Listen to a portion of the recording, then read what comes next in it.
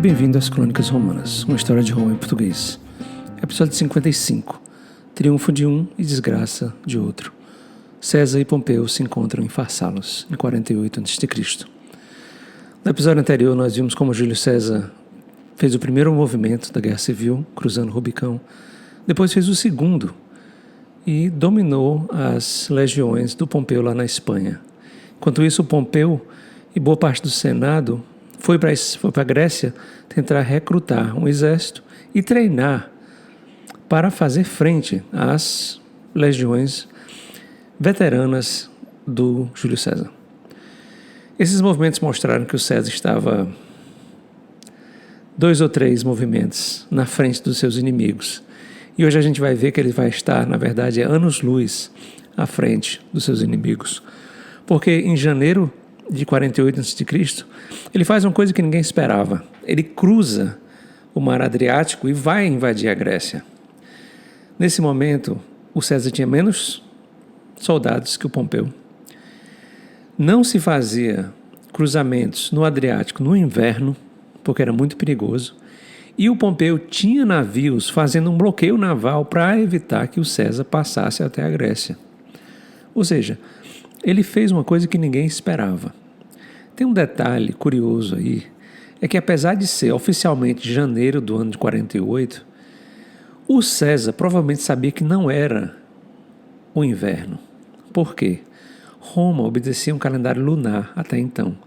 E era função do sumo pontífice ajeitar o calendário quando ele ficava muito fora de passo, do descompasso das estações.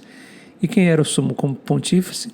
O Júlio César. Ele sabia que ele estava cruzando numa época de outono e não na época de inverno. Tá certo?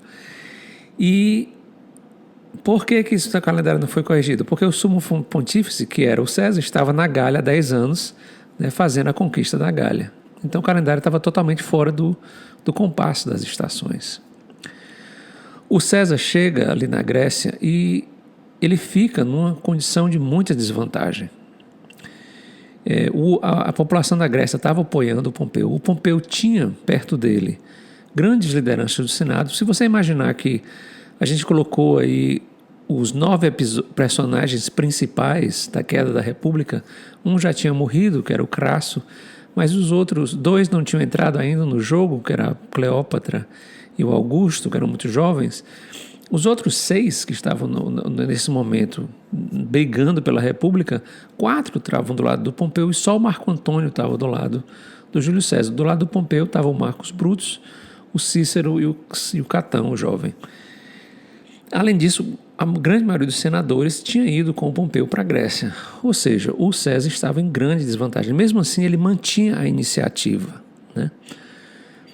Ele chega lá, a primeira batalha é meio que um desastre para o Júlio César. Ele tem que fazer uma retirada, ele tem que fazer uma retirada das tropas para não perder o controle. E em torno de agosto do ano 48, ele acaba se encontrando com as tropas do Pompeu quando o Pompeu está ocupando uma cidade chamada Farsalos, que é ali na Grécia, no centro mais ou menos da Grécia. Essa cidade fica numa elevação, tá certo? Ou seja, num planalto. O César estava na planície com menos homens, então ele jamais imaginava que o Pompeu iria fazer a bobagem de descer de uma posição militarmente muito mais vantajosa. Só que o Pompeu estava sendo pressionado pelos senadores para que ele atacasse o César. Os senadores diziam, olha, a gente tem mais tropas, mais cavalos, por que a gente não ataca esse pretenso ditador, pretenso tirano, A pressão foi tanta que finalmente o Pompeu disse, tá bom, vou fazer um plano de ataque. Essa região fica perto de um rio. Quando o Pompeu colocou as tropas dele perante as tropas do Júlio César, que estavam lá na planície, o Júlio César ficou surpreso, porque ele nunca imaginou que o Pompeu fosse fazer um ataque daqueles. Quando ele viu, ele sabia que, por conta daquele rio ali, que ficava à direita do Pompeu, à esquerda do Júlio César, O único golpe que o Pompeu poderia preparar seria colocar a cavalaria dele, que era muito maior do que a de Júlio César, no seu lado esquerdo e fazer com que essa cavalaria circulasse, né? Com que essa cavalaria conseguisse ir através do flanco e flanquear as tropas de Júlio César. E o que o Júlio César fez?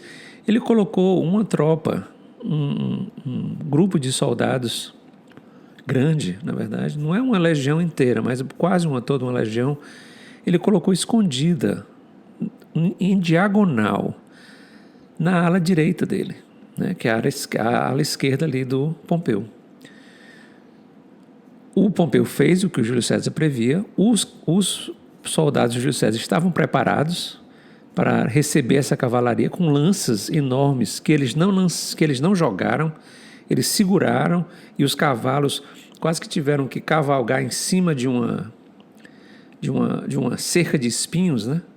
Os cavalos ficaram feridos, os cavaleiros ficaram feridos e fugiram, tá certo? E essa tropa do Júlio César fez o que o Pompeu queria fazer, flanqueou as tropas do Pompeu, tá certo? E foi um massacre. Foi um massacre. A guerra, essa batalha de Farsalas, que começou com o Pompeu com o dobro de soldados, ele tinha 40 mil contra 20 mil do Júlio César, com 5 vezes mais cavaleiros, ele tinha 5 mil, o Júlio César tinha 1.000, acaba numa derrota enorme para o Pompeu e para as tropas do Senado, tá certo? As estimativas são que cerca de 15 mil homens morreram no lado do Senado e o Júlio César perdeu menos de 1.000. O que acontece com essas pessoas agora, né? Muitos deles vão apelar para a clemência do Júlio César, né? O Marcus Brutus, que a gente sabe qual é o papel que ele vai ter nessa história, ele pede perdão, pede clemência e é recebido de braços abertos pelo Júlio César. O Marco Túlio Cícero, o maior orador de Roma, um dos maiores políticos, havia sido cônsul, vai pedir perdão ao Júlio César, é concedida a clemência. O único que decide continuar liderando a resistência ao Júlio César é o Catão, o jovem, que pega umas tropas e vai até a África para organizar uma resistência. E aí a gente se pergunta o que foi feito do Pompeu, né? O Pompeu Grande, né? Literalmente, o apelido dele era Pompeu Grande, ele foge, quando ele vê que a batalha está perdida, ele deixa o seu casaco de general para trás, foge, se disfarçando de um cidadão comum e vai parar no Egito. Ele vai parar no Egito porque o Pompeu, a gente sabe, o Pompeu tem uma história muito distinta, né? E ele havia sido o conquistador daquela ala leste ali do Mediterrâneo, né? Inclusive a Judéia, a Síria e o próprio Egito. E lá no Egito, o Pompeu achava que ele ia ser recebido como um amigo do Egito, porque ele havia ajudado o rei do Egito a retomar o trono. Então ele achava que ele seria recebido ali e ali ele poderia continuar a resistência. Quando o faraó, lá, o rei do Egito, soube que o Pompeu estava vindo, criou uma grande dificuldade para ele, né? Nesse momento, o rei do Egito, o faraó, era um menino de uns 12 anos. Ele estava em guerra com a irmã dele, a irmã mais velha dele, pelo trono. E ele precisava do apoio de Roma. Então ele precisava ter que decidir com quem queria apoiar, se ele ia apoiar o Pompeu ou se ele ia apoiar o César. Conta o Plutarco que houve muitas deliberações ali no Egito, o que fazer, mas finalmente um dos conselheiros dele disse: o Pompeu está vindo aí sem armas, né, sem soldados. Então, se a gente entregar o Pompeu ao Júlio César, a gente vai ficar com um favor, o Júlio César vai ficar devendo um favor a gente. E assim eles fizeram um plano muito covarde, de certa forma. Eles fingiram que estavam recebendo o Pompeu bem, mandaram um barquinho pequeno para recebê-lo no seu barco, né, para que ele pegasse o barco, um barco menor, e viesse até a praia. E nesse barco menor havia um soldado com ordens para matar o Pompeu assim que ele descesse do barco, né? E a família do Pompeu estava no barco grande, né? O Plutarco conta que a mulher do Pompeu e os filhos viram ele ser morto, né? Não só morto, ele foi decapitado, porque os mandantes do Egito queriam dar de presente para o Júlio César e deram de presente para o Júlio César a cabeça do Pompeu, quando o Júlio César finalmente chega lá. Esse é o fim do Pompeu Grande, né, que a gente acompanhou o Pompeu desde a época que ele era, né, um adolescente, ajudando Sula. A gente viu o Pompeu Grande limpar o Mediterrâneo de piratas. A gente viu o Pompeu Grande, como eu já falei, conquistar ali o Oriente Médio.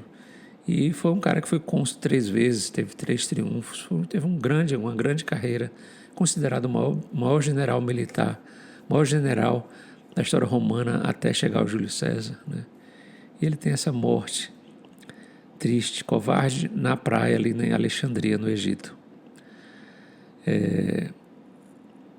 Assim termina a história do Pompeu Grande.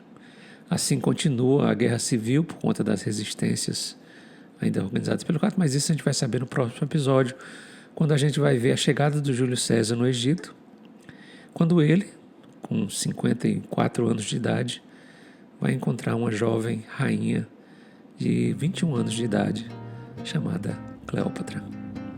Mas isso a gente se encontra no próximo episódio.